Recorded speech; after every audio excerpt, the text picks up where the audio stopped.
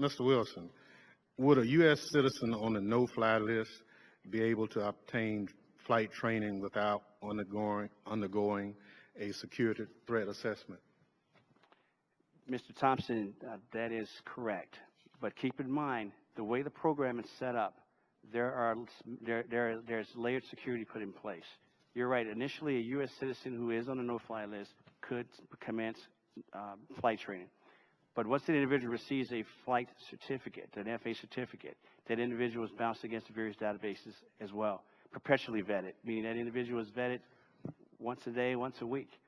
Well, I guess my concern is the last time we had somebody do something wrong, it was a U.S. citizen who flew into an Internal Revenue building in Texas a couple of years ago. But if we train them, and the only thing we don't do is provide a license, then we've created a problem at that moment. I don't think somebody who wants to do harm is going to not do harm because they don't have license. I mean, we've trained them to do it, and that's my concern.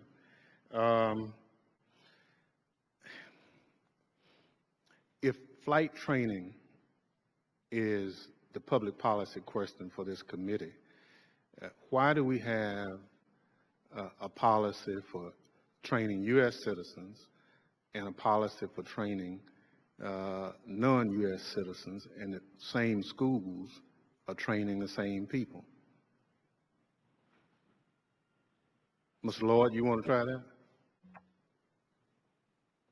I think you're raising a good policy question. I'm just an auditor, and that's probably best left to Congress to decide, and whether the scope of the program should be expanded. But Mr. Wilson's correct. If you're a U.S. citizen, you're not subject to this alien flight school vetting process. That's the way the program is designed. My point is that we could, the last time we had an incident since 9/11 using an airplane, it was a U.S. citizen, and I think if we're going to look at one segment of the threat, let's look at the entire segment of the threat and see if we can fix the whole threat. That's the public policy question.